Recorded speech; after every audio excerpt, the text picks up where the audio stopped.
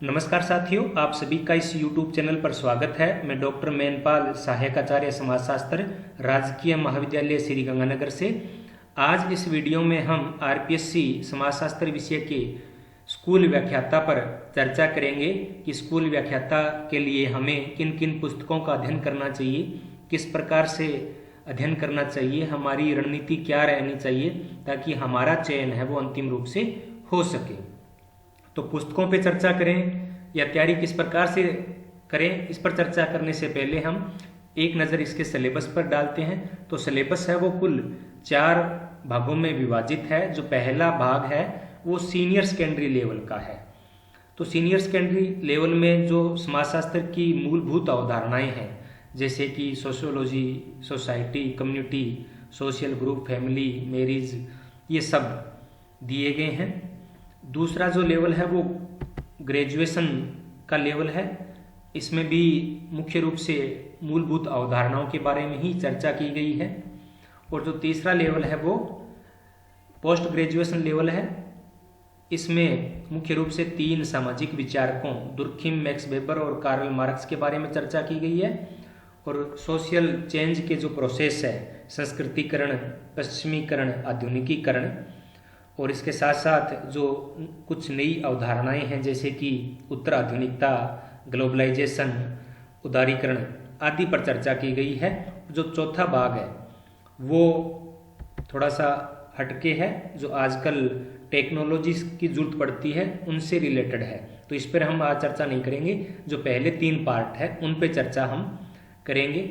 और जो अंक या मार्क्स निर्धारण है वो कुछ इस प्रकार से है। पहला जो सीनियर सेकेंडरी लेवल है उसमें कुल 55 क्वेश्चन आएंगे 110 अंक के।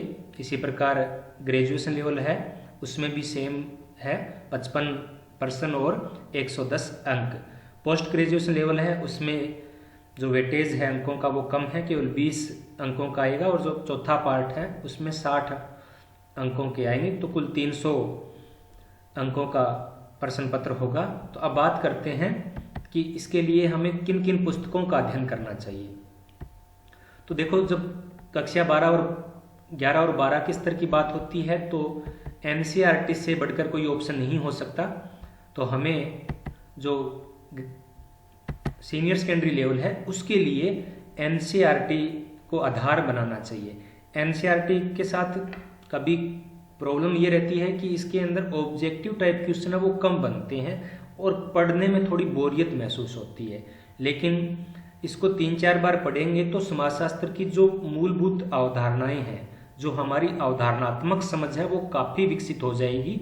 और जब पेपर के अंदर इस प्रकार के क्वेश्चन आएंगे जो तथ्यों से नहीं पूछकर अवधारणाओं से पूछे जाएंगे तो हमारे सही क्वेश्चन होने की परसेंटेज है वो बढ़ जाएगी। तो हमें इसके लिए जो सीनियर सेकेंडरी लेवल है इसके लिए एनसीईआरटी की कक्षा 12 और 11 की पुस्तकों का अध्ययन करना चाहिए। और साथ में ही एक हिंदी ग्रंथ अकादमी की है, समाजशास्त्र विवेचन, सिंधी और गोस्वामी इसके लेखक हैं। ये भी काफ़ी अच्छी पुस्तक है। जो अभी शुरुआत करने वाले हैं उनके लिए तो और भी ज़्यादा अच्छी है। इन दोनों पुस्तकों में दिक्कत ये रहेगी कि इनमें से ऑब्जेक्टिव टाइप क्वेश्चन कम बनेंगे, लेकिन जो हमारी अवधारणात्मक समझ है वो काफ़ी परिपक्व हो जाएगी।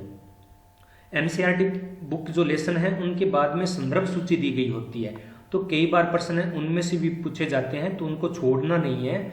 तो लेसन के अंत के अंदर जो पुस्तकों के नाम दिए गए हैं उनको भी हमें याद करना है। तो ये तो सीनियर सेकेंडरी लेवल की बात होगी। अब बात करें स्नातक स्तर के की, तो इसके अंदर जो पहला ऑप्शन हमारे पास आता है वो है इग्नू की जो पुस्तकें हैं, चाहे वो बीए की हो चाहे एमए की हो, उनका अध्ययन हमें करना चाहिए। तो जो भी सिलेबस के अंदर अगर इंदिरा गांधी राष्ट्रीय मुक्त विश्वविद्यालय यानी इग्नू की पुस्तकों में मिलता है तो उसका अध्ययन हमें अवश्य करना चाहिए। इसमें भी वही बात लागू होती है कि इनमें से जो ऑब्जेक्टिव टाइप क्वेश्चन है वो कम बनते हैं, लेकिन साथ साथ में आप जब इनको पढ़ो तो इनको अंडरलाइन या हाईलाइट करते जाइए ताकि हमें दोबारा उन चीज़ों को ना पढ़ने पड़े। तो जैसे आपको कोई इंपॉर्टेंट चीज़ लगता है कि ये क्वेश्चन है वो पेपरों में पूछा जा सकता है, तो उनको अंडरलाइन या अपने नोट्स के अंदर नोट कर लीजिएगा। तो तो ये ग्रेजुएशन लेवल की बात है। और साथ में एक ग्रेजुएशन लेवल में सामाजिक अनुसंधान, सोशल रिसर्च से रिलेटेड क्वेश्चन भी काफ़ी आते हैं। तो इसके लिए आप रावत प्रकाशन की एक दो पुस्तकें हैं, एक तो ये राम आहूजा की है सामाजिक अनुसंधान, और एक हरिकृष्ण रावत की है सामाजिक अनुसंधान एवं सर्वेक्षण। तो इन दोनों में से कोई एक पुस्तक आप है वो पढ़ सकते हैं। और साथ में इग्नू की जो सोशल रिसर्च की बुक है वो भी आप उसका भी आप चयन कर सकते हैं। तो अब बात करते हैं ग्रेजुएशन लेवल की। तो ग्रेजुएशन लेवल में आपको बताया था कि कुल 3 थिंकर है जो पूछे जा सकते हैं। तो वो है कार्ल मार्क्स, दुर्खिम और मैक्स वेबर। तो रावत प्रकाशन की एस.एल. दोषी और पी.सी. जैन की पुस्तक है सामाजिक विचारक। इनमें केवल 3 इन राइटर्स का वर्णन किया गया है। और दूसरी जो पुस्तक है जो आधुनिकता और उत्तर आधुनिकता और नव समाजशास्त्रीय सिद्धांत है वो भी एस.एल. दोषी की है और रावत पब्लिकेशन की है। तो इन दोनों पुस्तकों से हम जो पीजी लेवल का सिलेबस है वो हम देख सकते हैं। तो ये तो बात हो गई हमारी थ्योरेटिकल चीज़ें पढ़ने की, हमें कौन सी थ्योरेटिकल चीज़ें पढ़नी चाहिए। तो इसके अलावा एक पुस्तक और है जिसका नाम है, शायद आपके सभी के पास ये होनी चाहिए, समाजशास्त्र विश्वकोश, हरिकृष्ण रावत। ये भी रावत पब्लिकेशन की है।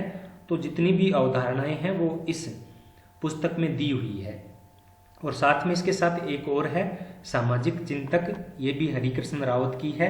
और इसमें जितने भी सोशल थिंकर हैं उन सब के बारे में बताया गया है। तो ये 5-6 पुस्तकें हैं, ये आप खरीदनी आपको पड़ेगी और इनका गहराई से अध्ययन करना पड़ेगा।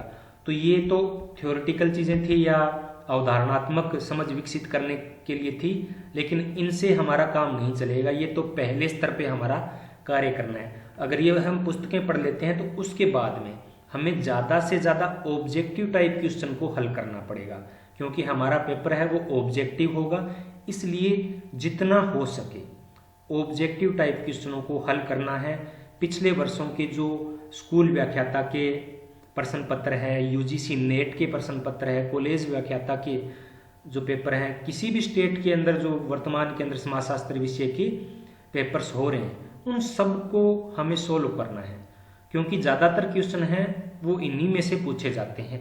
एक किताब और है जिसमें भारत की जितने भी पीसीएस है और आईएएस के जो पहले सिविल सर्विसेज में आईएएस प्री के अंदर पूछे जाते थे वो सब आपको मिलेंगे। एक अरिहंत की है, समाजशास्त्र नाम से ये पुस्तक आएगी। इसके अंदर आईएएस और आरपीएससी और इस प्रकार के अनेक जो राज्य लोक सेवा आयोग हैं उन सब के प्रश्न पत्र है वो इसके अंदर बड़े अच्छे तरीके से दिए गए हैं। इनकी व्याख्या भी साथ साथ में की गई है। तो आपको ये पुस्तक अगर मिल जाए तो आप इसको जरूर खरीदें और हर रोज या वीक में 2 या 3 जो पेपर है वो हल करके देखें। तो हल करके देखोगे तो आपको अपने स्तर का पता चलेगा कि हमारा स्तर क्या है, 100 में से हमारे कितने सही हो रहे हैं। तो धीरे धीरे जब हम प्रैक्टिस करते जाएंगे तो ये स्तर हमारा है वो डेवलप होता जाएगा। हम 50 से लेकर 80, 85 या 90 तक पहुंच सकते हैं। इसी प्रकार एक पुस्तक और है जो केवल स्कूल व्याख्याता के लिए ही तैयार की गई है। ये सुगम प्रकाशन की है, जीएल शर्मा और आर सहारण की। तो इनको भी कुछ ऐसे चैप्टर हैं जो शायद हमें किसी पुस्तक में ना मिले, इनका वर्णन इसके अंदर मिलेगा। तो ये 2 पुस्तकें हैं। इनके अलावा जो पिछले वर्षों के यूजीसी नेट के जो सॉल्व्ड क्वेश्चन हैं, जो गाइड्स हैं, उनमें मिल जाएंगे आपको। तो उनका अध्ययन करना है। तो पहला है कि हमें पढ़ना है, थ्योरेटिकल चीज़ें पढ़नी है, हमें अवधारणाओं को समझना है और उसके बाद में उन अवधारणाओं को परीक्षा में किस प्रकार से वो आएंगे उनको अध्ययन हम करना है। तो ये हमारी 2 महत्वपूर्ण बातें हो गई। इसके अलावा 2-3 बातें और हैं जिनका हमें ध्यान रखना है। न्यूज़पेपर के अंदर इन सिलेबस से रिलेटेड कोई चीज़ आती है तो उसका भी हमें ध्यान रखना है, वो हमें नोट करनी है। जैसे कि वर्तमान में रिपोर्ट आती रहती है कि गरीबी सूचकांक क्या है, भारत का गरीबी सूचकांक में भारत का कौन सा स्थान है, महिला समानता में कौन सा स्थान है। तो जितनी भी रिपोर्ट्स आती है, WTO की है, संयुक्त राष्ट्र संघ की है, या हैप्पीनेस रिपोर्ट है, भ्रष्टाचार की रिपोर्ट है, तो इस प्रकार बहुत सारी रिपोर्ट आती है। तो उनका भी हमें अध्ययन करना है, क्योंकि 5-10% क्वेश्चन है वो करंट से आते हैं। तो इसके लिए हमें जो मासिक पत्रिकाएं आती हैं तो उनको पढ़ते रहना चाहिए, और हमारे जो काम की चीज़ है उनको हमें अलग से नोट कर लेना चाहिए। तो ये बात हो गई। अब इसके बाद में आता है कि कुछ लोग कहते हैं कि नोट्स बने बनाए मिल जाएं। तो देखो, अपने राजस्थानी में एक कहावत है कि खुद गए मरे बिया स्वर्ग कौन मिला है। तो जो नोट्स तैयार करता है वो क्या है, सभी के लिए तैयार करता है। अगर 1000 कैंडिडेट है तो 1000 के लिए तैयार करता है, और हजारों का स्तर है वो एक जैसा नहीं होता है, कोई किसी स्तर पर होता है, कोई किसी स्तर पर होता है। तो दूसरों के अगर आप नोट्स पढ़ते हो तो उतने ज़्यादा कारगर नहीं होंगे जितने आप खुद के नोट्स तैयार करते हो। और आप अगर समाजशास्त्र में अभी तैयारी प्रारंभ करने जा रहे हैं तो आप खुद के नोट्स है वो तैयार अवश्य करें। और नोट्स के अंदर जब तैयार करते हैं तो किन बातों का ध्यान रखना है कि जो चीज़ें हमें आती है उनको नोट्स में हमें नहीं लेना है। जैसे कि समाजशास्त्र का एक विषय के रूप में उत्पत्ति कब हुई, कामटे ने समाजशास्त्र को पहले क्या नाम दिया था, तो ये चीज़ें अगर आपको आती है तो अपने नोट्स में इन चीज़ों को लिखने की आवश्यकता नहीं है और इनको बार बार पढ़ने की आवश्यकता नहीं है।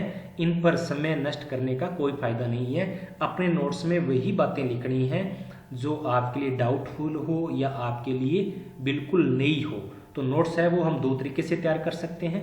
एक तो बड़ा सा रजिस्टर लगाना है और उसमें सिलेबस के हिसाब से टॉपिक वाइज अपने नोट्स है वो तैयार करते जाइए, और जो चीज़ें आपको आ रही है उनको छोड़ देना है। जो भी आप किताब पढ़ो, चाहे वो एनसीईआरटी की पढ़ो, इग्नू की पढ़ो या कोई और किताब पढ़ो, उनमें से कोई नई चीज़ मिलती है आप अपने नोट्स में उसको ऐड करते जाइए।